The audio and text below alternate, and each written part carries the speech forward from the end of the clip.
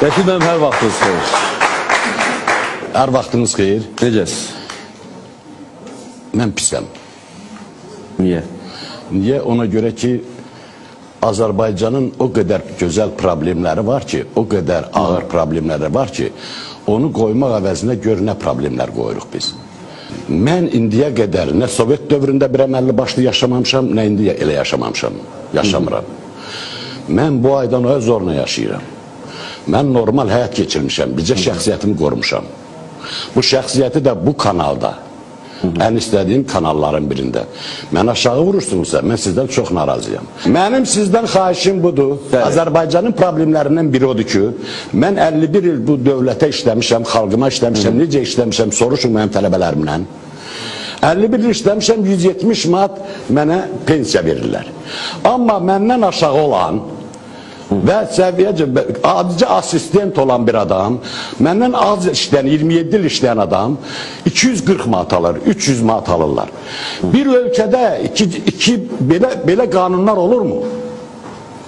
Niyə bunu qoymursunuz, gətirib bu, nə bilim, mavidir, nədir, bu problemdirmi?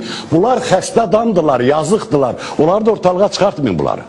Rəşid mənim, biz demokratik cəmiyyət olduğumuzdan hər bir Demokratiya insan nə deməkdir? Hər bir insan mən... Hər əclaf şeyləri ortalığa çıxarmaq yox, yaxşı şeyləri də çıxartmaq lazımdır. Yaxşıları da çıxartmaq. Avropadır, qulaq az. Avropanın maaşını gətir buraya, 2000 evro alır hər bir adam. O ölkənin... Yox, Avrovision bu ölkəyə nə verəcək? Siz mənə deyin görüm, nə verəcək bu ölkə? Avropaya tanıdır bizi. Nəyi tanıdır? Sən nəyini tanıdır? Yaxşı şeylə tanıt da. Və yaxşılığımız şəhəri göstərir. Bura bax, Nizaminin dövründə Avrovision var idi. Yox, o Nizaminin dövrü Nizaminin dövründə. Ay sağ ol. İndi isə şırlaq atmaq dövrüdür. Yox, dəlli əlamətdir. Mədəni formada yaşamaq dövrüdür. Sən oxu günən get Quranı, bu dəlliyin bir növüdür. Mən sizdən xahiş edirəm, Azərbaycan xalqının başında duranlar, ağsaqqallar düz yönətməlidir bu milləti.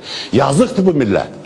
İqtisadi nöqteyi nəzərdən də bu tip adamların bura gəlməsi bizə əməlli başlı sərf eləyir. Əməlli başlı iqtisadi təkan deyir. Sən onu bilirsənmi ki, sənin Azərbaycanın yerinin altıda qızılda üstüdə. Sən onu bilirsənmi ki, dövlətimiz pul haraya xarışlamağın yerini bilmir, hə? Yox, niyə? Düzəldirlər hamısını, niyə ki? Oran düzəldir, mən də düzəlsin. Nə inirəm o qızıl teşlik ona mən qan qusuram, ya? Nə inirəm mən onu? Mən 170 manatdan nətər yaşayım, hə?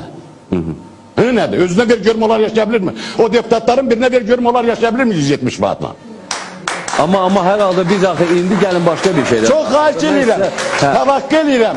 Gələcəkdə qoyunan müəllimlərin maaşı 150-170 qoyunan da onu qoyunan. Mütləq, mən sizə söz çox xahiş edirəm. Həkimlərin maaşını qoy bir dəfə. Çox xahiş edirəm. Qoy gör yaşaya bilirmi? Deputat çağın denən hə. Buna bunu verirsən 170 manat adam yaşamaz. Eurovisionla bağlı fikirləriniz mənim desin çox maraqlıdır. Yox, onu da deyəcəm. Buyurun, deyin olar. Yox, qoy bunları da deyim. Onları mən mövzunu mütləq qoyarım. Çox xahiş edirəm. Bu mövzuları qoy. Və xahiş edirəm, çağırın o təşkilatları, bu millət yazıqdır. Millətin şəxsiyyətini qırıblar. Mənim millətim şəxsiyyətli millətdir. Bəli. İnsan, sən bilirsən ki, Allah insanı şəxsiyyət kimi yaradır. Sənin tükünün rəngindən, gözünün rəngindən, dərinin rəngindən, hətta qan qrupundan, barmağının izindən dünyada heç kəs də yoxdur.